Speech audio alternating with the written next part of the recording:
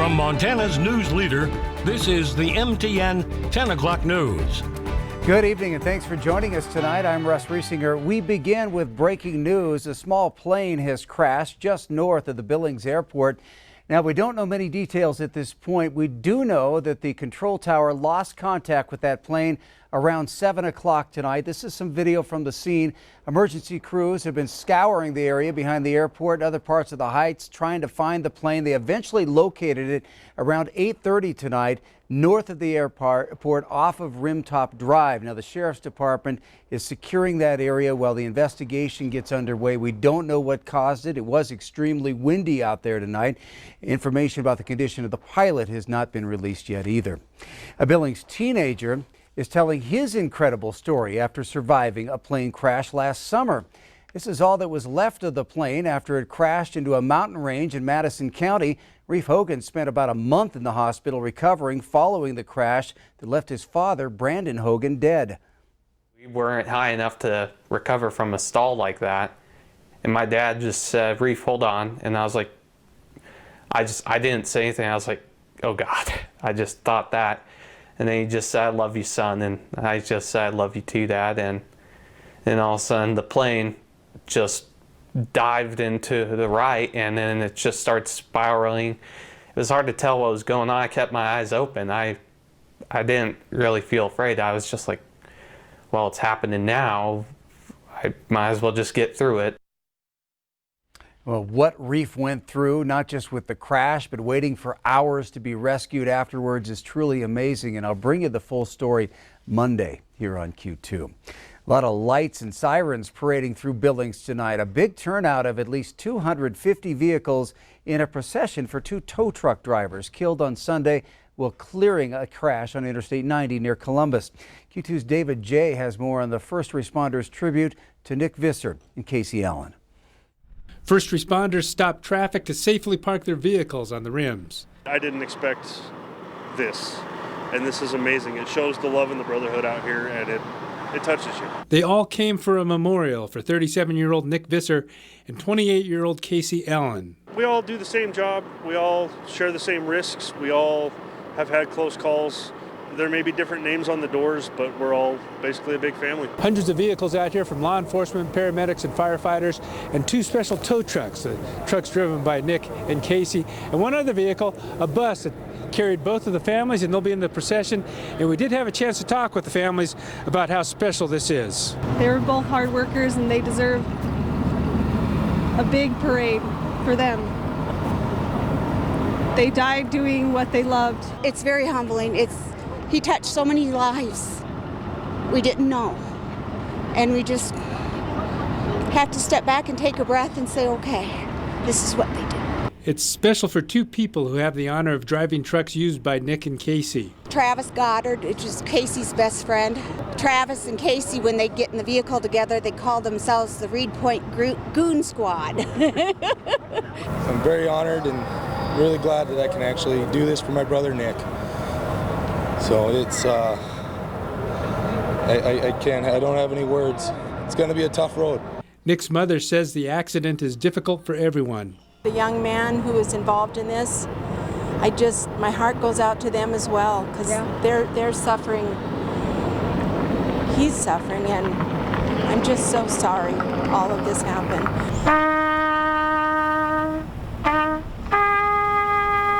In Billings, David J., MTN News.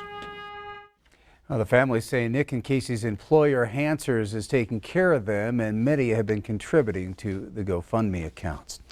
Well, today, the largest numbers yet across the state and the nation as far as COVID-19 cases. Montana alone reporting more than 1,000 new cases of the coronavirus today, 1,063, and along with that, 23 more COVID-related deaths. That brings the statewide death toll now up to 386.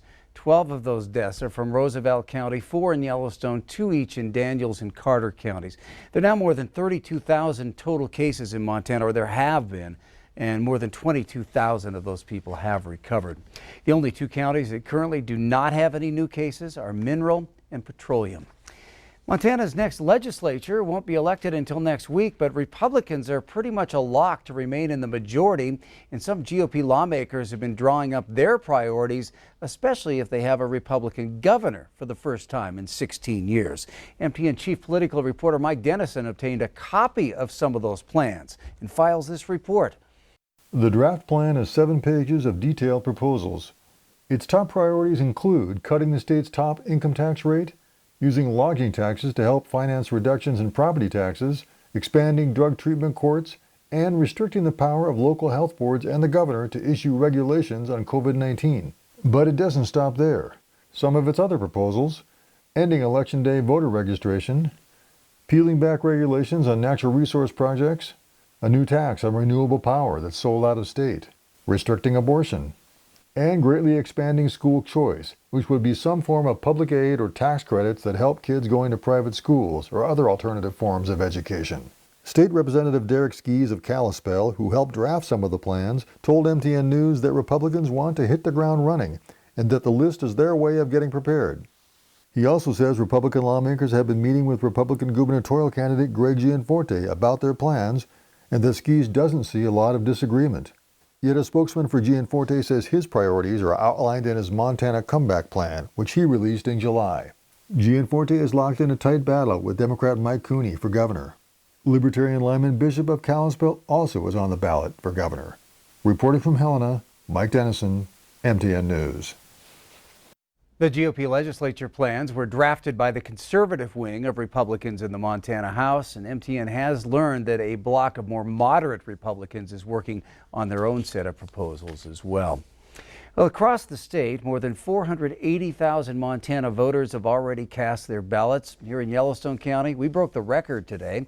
Yellowstone County Election Administrator Brett Rutherford tells Q2 the county has received 72,560 ballots as of about 4 o'clock this afternoon. This total tops the turnout for 2016, which saw 71,871 for the entire election. Registration and ballot replacement resumes on Monday at the Montana Pavilion at Metro Park at 8 a.m., but it closes at noon in accordance with state law, then reopens at 7 a.m. on Election Day Tuesday. And on Election Day, there will also be expanded drop sites across the county. The only place to register or get a replacement ballot in Yellowstone County is at Metro Park. Heading into the final weekend before Election Day, the presidential candidates focused on rallying voters in the Midwest. President Trump held events in Michigan, Minnesota, and Wisconsin, and former Vice President Joe Biden made stops in Wisconsin, Iowa, and Minnesota. CBS News correspondent Skylar Henry reports from the White House. President Trump and Joe Biden attacked each other once again over the coronavirus pandemic. Biden wants to keep everyone locked up. I'm not going to shut down the economy. I'm going to shut down the virus. As new cases rise in nearly every state, the president promised a vaccine in a matter of weeks. But his rally in Green Bay, Wisconsin was under fire before it even started, as the local hospital system warned it was a bad idea. The city has one of the highest infection rates in the country. At a drive-in rally in Des Moines, Iowa, the former vice president vowed to restore unity to the nation. Honky want America to be united again. We cannot afford 4 more years of Donald Trump. The president tried to present his Democratic challenger as lax on law and order. During one of the debates, I said, hey, Joe, say the words law and order. Can you do it? He wouldn't do it because he didn't want to lose the radical left. Early voting is continuing across the U.S. with more than 83 million ballots already cast. More than 9 million Texans voted early, surpassing the state's total vote from the 2016 presidential election. We have the opportunity to change how things are going in our country with our vote. I think that's a big thing for me and a big thing for my friends as well. And early voting operations around Los Angeles expanded to include sports venues like Dodger Stadium. Skylar Henry, CBS News, the White House. In Minnesota, President Trump addressed a considerably smaller crowd tonight. The state capped the number of attendees to prevent further spread of the coronavirus. All right, turning to Chief Forecaster Bob McGuire. Halloween tomorrow, and the forecast not looking too spooky at all. Well, that's the most important thing we're doing in the forecast tonight. We're talking Halloween right now. Let me show you. Here you go, your trick-or-treat forecast. Here's what we think is going to happen. In Billings, it's going to be 44 degrees at 6 o'clock, mostly clear skies, no mention of rain, snow, or anything like that. It's going to be beautiful, right? What about over to Livingston? Kind of the same story, 44 degrees there, and you're going to see mostly clear skies. One other stop, let's go over here to Miles City. Looks like it'll be mostly clear there as well, 43 degrees in that area. Now, on Halloween, look at this. We actually have a full moon. It's the second full moon of October, so it's called a blue moon. And the last time we had a full moon in October, that was 19 years ago. It's called a hunter moon. The last time we had a blue moon on Halloween, that was in 1944, 76 years ago. Russ? Thank you, Bob. Now an update on a scam that continues to target millions of Americans in hopes of ripping off millions of dollars in fraudulent unemployment claims. Q2's Jay Cohn was one of those victims. The FBI said cyber crimes have gone up 400% during this pandemic, and that's all across, all avenues. But unemployment insurance is just a small section of that arena. But everybody needs to be vigilant in times like this, not just with your health, but with your personal identity. Now this story hits close to home with me since I discovered 2 months ago that someone was using my address to try to establish a Montana residence to file bogus unemployment claims. Within a week, another letter from the Montana Department of Labor, this one with details on $8,000 in unemployment benefits I was eligible for but had not applied for. After calling the department's fraud hotline, I learned the bad news. My identity had been stolen, and whoever stole it had access to my social security number and my date of birth. What I'm concerned with is how the sophistication level and how clean the data is. They don't have just 2 or 3 points of information on an individual, as you know. Right. They have a clean stolen identity. Most stolen identity cases are linked to huge data breaches over the years. The one at Equifax 3 years ago involved 148 million Americans, half of the country. And now the latest scam arriving at my door, an actual payroll credit card from a Virginia company that was FedExed directly to me.